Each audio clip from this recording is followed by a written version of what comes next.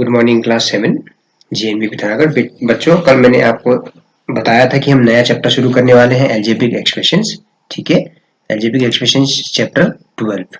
Okay, तो ये बहुत ही आसान सा चैप्टर है, बस कुछ बेसिक चीजें आपको सीखनी पड़ेंगी। ठीक है बच्चों, तो सबसे पहले हम जानते हैं कि अलजेब्रिक एक्सप्रेशन क्या होते हैं। ठीक है, थोड़ा रिव्यू कर लेते हैं जो हमने क्लास 6 में पढ़ा हुआ है ना, कि वेरिएबल क्या होता है। इसको हम अंग्रेजी के छोटे अल्फाबेट से दिखाते हैं। इज ए लेटर और symbol that represents an unknown quantity. इसकी वैल्यू वेरी करती है, मतलब इसकी वैल्यू हम अलग अलग रख सकते हैं। जैसे मान लीजिए, जैसे मैंने कहा कि t+3, यहाँ पे देखिए थोड़ा ये कैपिटल नहीं स्मॉल होता है। ठीक है, t+3, तो इसका मतलब क्या है, t की अगर हम अलग अलग वैल्यू रखते जाएं तो t+3 की अलग अलग वैल्यू आएगी। अगर t की वैल्यू 1 होगी तो t+3 क्या हो जाएगा, 1+3 4 हो जाएगा। t की वैल्यू 10 होगी तो 10+3 13 हो जाएगा। तो इसमें आप क्या देख रहे हैं कि इसमें वेरी कर रही है, यानी कि चेंज होती जाती है। तो ये जो है अननोन क्वांटिटी को हम अंग्रेजी के छोटे लेटर से दिखाते हैं। इसको छोटा लेटर कर लीजिएगा। ठीक है, अलजेब्रिक एक्सप्रेशन क्या होता है, it contains at least one variable and does not contain a equal sign. ठीक हो गया, एक वेरिएबल कम से कम होना चाहिए अलजेब्रिक एक्सप्रेशन। ये वेरिएबल हो गया, और जो नंबर पार्ट है उसको हम क्या कहते हैं, कांस्टेंट कहते हैं। Okay, we can use algebraic expression to explain a relationship between quantities। मान लीजिए किसी का मैथ्स ग्रेड 6 पॉइंट से कम हुआ, हमें पता नहीं पहले कितना ग्रेड था, तो मान लेते हैं कि जी जो है उसका मैथ्स का ग्रेड था, तो जो डिक्रीज हो गया 6 पॉइंट से, तो g-6 उसका नया ग्रेड हो गया। ठीक है, इस तरह से। अच्छा, अब हम आते हैं यहाँ पे। ठीक, देखिए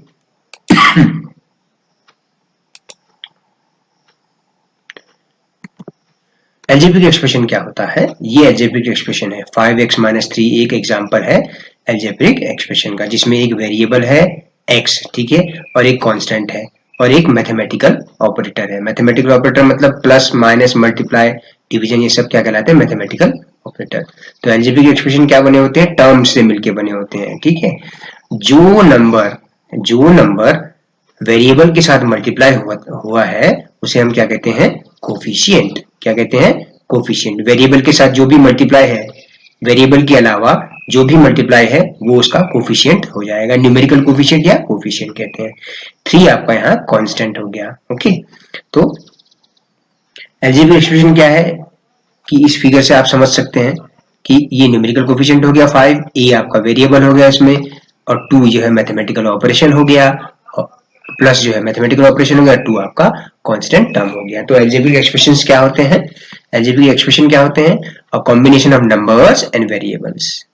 ठीक है, ये डेफिनेशन हो जाएगी, a combination of numbers and variables connected by the signs of operations, addition, subtraction, multiplication और division is called an algebraic expression.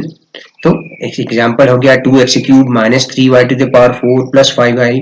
इस तरह से एक एग्जांपल बन गया आपके पास। ठीक है, अब हमें जो हमने फिगर देखा था उसमें ही देखिए टर्म्स, फैक्टर्स और कोफिशिएंट्स की बात हुई थी।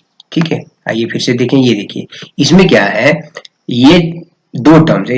इस अलजेब्रिक एक्सप्रेशन में क्या है, दो टर्म है। एक टर्म हो गया 5a, दूसरा हो गया प्लस का 2 या 2 हो गया। ओके, तो प्रत्येक टर्म जो है कुछ फैक्टर्स से बना होगा। तो इस टर्म के जो फैक्टर्स हैं 5 और a है। 5 इसका न्यूमेरिकल कोफिशिएंट है और a जो है इसका। ठीक है, तो a आपका वेरिएबल है। तो प्रत्येक टर्म जो है फैक्टर्स होते हैं। अब इसमें कोई फैक्टर नहीं है तो 2 ही है केवल। ठीक है, तो various parts of algebraic expression which are separated by plus or minus sign are called the terms of the expression। ठीक हो गया, each term of an algebraic expression is a product of one or more numbers known as factor of that term। ठीक हो गया, तो अगर हम factor की बात करें तो इसमें जो है फैक्टर क्या हो गए, इस टर्म के फैक्टर प्लस और माइनस साइन से जो सेपरेटेड है वो कितने टर्म्स है, यहाँ 2 टर्म्स है, 1 और ये 2 टर्म्स है। तो इसमें जो है इसके फैक्टर्स क्या होंगे, इस टर्म के फैक्टर्स 5 into a। ठीक है, जैसे एक एग्जांपल ये देखिए 2x³ - 3y⁴ + 5y। तो एक्स क्यूब का मतलब होता है x into x into x. तो इस टर्म, इसमें 3 टर्म है, 1 और ये 2 और ये 3। एक पहला टर्म हो गया 2x क्यूब, दूसरा टर्म हो गया -3y टू द पावर 4 और तीसरा हो गया 5y। तो इनके फैक्टर्स क्या हो गए, 2x क्यूब के फैक्टर 2 इंटू एक्स, 2x और x। इस तरह से इसके factor -3y into y into y into y, ठीक हो गया। 5y के फैक्टर्स हो गए 5 इंटू वाई, है ना। तो ये कहने का मतलब है कि an algebraic expression which are separated by plus or minus sign, they are called the terms of expression। और प्रत्येक टर्म क्या होता है, वन और मोर नंबर्स का प्रोडक्ट होता है, तो वो प्रत्येक जो है उसका फैक्टर कहलाता है। अब आती है बात कोफिशिएंट की। The numerical factor is said to be the numerical coefficient or simply the coefficient of the term. It is also said to be the coefficient of the rest of the term, which is obviously the product of algebraic factors of this term। तो 5xy, जैसे 5xy अगर कोई term होता है तो उसमें coefficient क्या है, xy का 5, ठीक हो गया। xy का कोफिशिएंट क्या हो गया 5। In term xyz 10 is the coefficient of xyz। in the term -7x square y square -7 is the coefficient of x square y square। इसमें एक लाइन लिखी है product of algebraic factors of the term, ठीक हो गया। तो ये rest of the term है, नंबर के अलावा बाकी का क्या है, algebraic टर्म्स कहते हैं या वेरिएबल टर्म्स हैं, उनका प्रोडक्ट है ये। xy means x into y, x square y square means x square का मतलब है x इंटू एक्स, वाई का मतलब है y इंटू वाई। ओके, अगर मैं कहूँ 10x, अगर मैं कह देता है 10x, तो 10x किसका कोफिशिएंट हो जाता है, yz का, ऐसे भी कह सकते हैं। लेकिन हम बात कर रहे हैं कोफिशिएंट तो केवल न्यूमेरिकल पार्ट को ही, न्यूमेरिकल फैक्टर को ही कोफिशिएंट कहा जाता है। प्रत्येक टर्म में जो फैक्टर है उसमें जो न्यूमेरिकल पार्ट है उसको हम क्या कहते हैं, कोफिशिएंट। इतना याद रखिए आप। ओके, देखिए फिर से देखते हैं। Take the expression 4x plus 5, एक एक्सप्रेशन लिया हमने 4x प्लस 5। ओके, इस एक्सप्रेशन में दो टर्म्स हैं 4x और 5। तो terms are added to form expressions. तो टर्म्स को ऐड करके, दो टर्म्स 4x और 5 को ऐड करके एक्सप्रेशन बना दिया गया, algebraic expression. Terms themselves can be formed as the product of factors। तो जैसे 4x कैसे बना हुआ है, 4 और x से मिलके बना हुआ है, इसके फैक्टर्स क्या है, 4 और x। टर्म 5 जो है एक ही फैक्टर, तो 5 ही से बना हुआ है। अच्छा, दूसरा एक्सप्रेशन देखिए 7xy माइनस 5x। इसमें दो टर्म्स हैं 7xy और माइनस 5x। देखिए 5x नहीं कहेंगे, क्या कहेंगे, माइनस 5x, साइन समेत कहेंगे, ठीक है। तो 7xy और माइनस 5x को ऐड किया तो ये आया, है ना, 7xy plus in bracket minus 5x, तो 7x माइनस 5x हो गया, 7xy माइनस 5x। 7xy के फैक्टर्स क्या है, 7x और y। तो 7 क्या है, कोफिशिएंट है, ठीक है। The numerical factor of a term is called numerical coefficient. So the coefficient of term 7xy is 7 and the coefficient in the term minus 5x is minus 5। Variable के अलावा जो भी नंबर मल्टीप्लाई है sign समेत, वो क्या है, उसका कोफिशिएंट है। एक एग्जांपल यहाँ पे देखिए, identify the coefficient of each term in the expression. Okay, तो x square y square minus 10x square y प्लस 5xy स्क्वायर माइनस 20। तो पहला टर्म इसका है x स्क्वायर वाई स्क्वायर, तो इसका कोफिशिएंट क्या है, 1। अगर कुछ भी मल्टीप्लाई नहीं है तो वो क्या हो जाएगा, 1। 1 into something is the same thing, तो है ना। माइनस 10x स्क्वायर वाई में x स्क्वायर वाई का कोफिशिएंट क्या है, माइनस का 10। 5xy स्क्वायर, इसमें तीसरा टर्म है 5xy स्क्वायर, तो x y स्क्वायर का कोफिशिएंट है 5। माइनस 20 का कोफिशिएंट माइनस 20 ही रहा। ओके, देखिए कुछ एग्जांपल्स हैं, है ना, ये करके दिखाए हैं कि इनमें, इन एक्सप्रेशंस में टर्म्स और उनके कोफिशिएंट्स बताने हैं। ओके, तो 5xyz स्क्वायर माइनस 3zy, तो इस ये दो टर्म्स हैं इसमें, है ना, इनके कोफिशिएंट xyz स्क्वायर का कोफिशिएंट हो गया 5, zy का कोफिशिएंट हो गया -3। अब जैसे ये एग्जांपल आया 1 प्लस x स्क्वायर, तो 1x और x स्क्वायर, ये तीन टर्म हो गए इसमें, इन सब का कोफिशिएंट 1 1 है। ये नंबर है तो नंबर का वही सेम नंबर रहता है। x का कोफिशिएंट क्या होगा, इसके साथ क्या मल्टीप्लाई है बच्चों, 1 मल्टीप्लाई है, तभी 1 इंटू एक्स एक्स ही रहेगा, है ना, तो 1 हो जाएगा। जैसे इसमें देखिए 4x स्क्वायर वाई स्क्वायर पहला टर्म हो गया, सेकंड टर्म हो गया माइनस का 4x square y square z square, third term हो गया जेड स्क्वायर। तो x स्क्वायर वाई स्क्वायर का कोफिशिएंट हो गया 4, x square y square z square का कोफिशिएंट हो गया माइनस का 4, जेड स्क्वायर का कोफिशिएंट हो गया 1। ठीक है, तो इस तरह से ये कुछ एग्जांपल्स हैं, है ना, तो इनको आप नोट कर सकते हैं। 3 minus P Q plus Q R minus R P, तो 3 minus P Q Q R minus R P. आप क्या कर रहे हैं, इनमें टर्म्स की पहचान कर रहे हैं। ये एक एल्जेब्रिक एक्सप्रेशन दिया हुआ है बच्चों, इसमें आपने उनके टर्म्स को फाइंड आउट करना है। तो आपने टर्म्स लिख लिए, ये 3 माइनस पी क्यू, ये क्यू आर और माइनस का आर पी, इनके कोफिशिएंट बताने। 3 का कोफिशिएंट 3 ही रहेगा, ठीक है, नंबर है तो वैसा का वैसा ही रहेगा। माइनस पी क्यू का कोफिशिएंट हो जाएगा माइनस का 1। देखिए आप, पी क्यू के अलावा जो है वो -1 होता, -1 में पी क्यू का मल्टीप्लाई करते फिर से माइनस पी क्यू आता। अगर कोई वेरिएबल, अगर कोई कोफिशिएंट नहीं है तो 1 हो जाता है, यहाँ माइनस है तो इसलिए माइनस का 1 हो जाएगा। क्यू आर का कोफिशिएंट 1, माइनस आर पी का कोफिशिएंट माइनस का 1। ओके, इस तरह से। एक अलग सा example, x/2 plus y/2 minus xy, तो पहला टर्म है इसका x/2, दूसरा टर्म है y/2, तीसरा टर्म है माइनस xy। तो x/2 का कोफिशिएंट क्या हो जाएगा 1/2, x के साथ क्या मल्टीप्लाई है 1/2, तभी तो x/2 बना 1/2 कोफिशिएंट हो गया। y/2 का कोफिशिएंट 1/2, माइनस xy का कोफिशिएंट -1। इसी तरह से ये वाला एग्जांपल भी हो गया, ठीक है। ये है एग्जांपल्स हमारे पास एल्जेब्रिक एक्सप्रेशन के, कि 2x माइनस 4xy एक एक्सप्रेशन है, इसके टर्म्स 2x और माइनस 4xy हैं।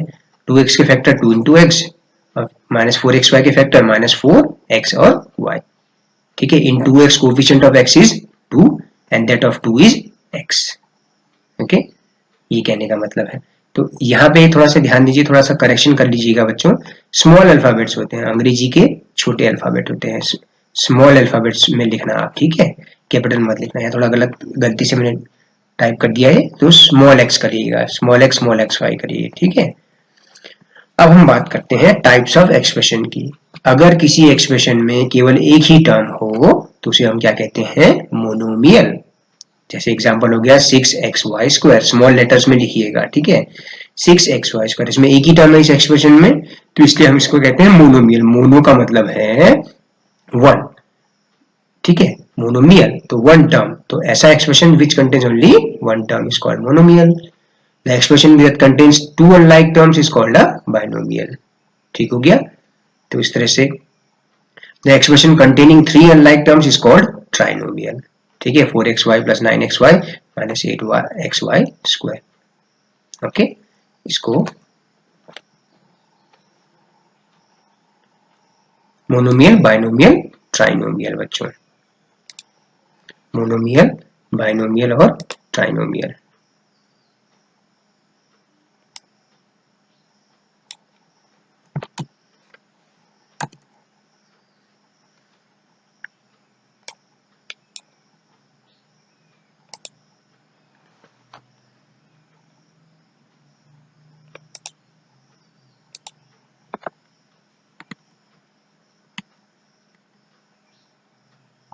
ठीक है बच्चों, तो ये आज के लिए इतना ही काफी है। अच्छा, फिर हम बात करते हैं, या थोड़ा सा अब लाइक टर्म्स और अनलाइक टर्म्स की बात कर लेते हैं। ठीक है, लाइक टर्म्स क्या होते हैं? लाइक टर्म्स जिनमें, देखिए लाइक टर्म्स की पहचान क्या होती है, देखिए लाइक टर्म्स और अनलाइक टर्म्स जानना बड़ा जरूरी है बच्चों। अभी लाइक टर्म्स क्या होते हैं, ठीक है, अब लाइक टर्म्स को देखिए, when terms have same algebraic factors they are called like terms, यानी कि वेरिएबल एक जैसे ही हो, सेम algebraic factor मतलब जो वेरिएबल पार्ट है, तो उनको हम क्या कहते हैं, like terms। when terms have different algebraic factors they are called unlike terms। for example 2xy minus 3x plus 5xy minus 4 एक एक्सप्रेशन है, तो इसमें 2xy और 5xy, 2xy और 5xy बच्चों दोनों लाइक टर्म्स हैं। क्यों? क्योंकि इनके जो एल्जेब्रिक फैक्टर्स हैं x इंटू वाई है, और इसका भी algebraic factor x into y है। ठीक हो गया, तो ये क्या कहलाते हैं, लाइक टर्म्स। तो इनके लिटरल सेम हो, the terms having the same literal factors are called, same literal का मतलब एल्जेब्रिक की बात कर रहे हैं, ठीक है, are called like terms, they are called, अच्छा otherwise they are called unlike terms. जैसे फॉर एग्जांपल 3x² और 7x² क्या है, लाइक टर्म्स हैं, क्योंकि दोनों के जो एल्जेब्रिक फैक्टर्स हैं या लिटरल हैं वो एक जैसे हैं, x² और ये x² है ना, तो इसलिए दोनों लाइक टर्म्स हैं। याद रखिए केवल लाइक टर्म्स को ही हम ऐड कर पाते हैं। अब जैसे देखिए 6w एंड 6y, तो इसमें वेरिएबल है w, इसमें वेरिएबल है y, इसके एल्जेब्रिक फैक्टर है, एल्जेब्रिक फैक्टर w है, इसका एल्जेब्रिक फैक्टर y है, तो ये दोनों अनलाइक टर्म्स हो गए। 585 एंड 100 ये दोनों नंबर्स हैं, कांस्टेंट्स हैं दोनों, तो दोनों लाइक टर्म्स हो गए। 4x and 4xy। तो इनके वेरिएबल देखिए, इसका वेरिएबल x है, इसमें तो xy है।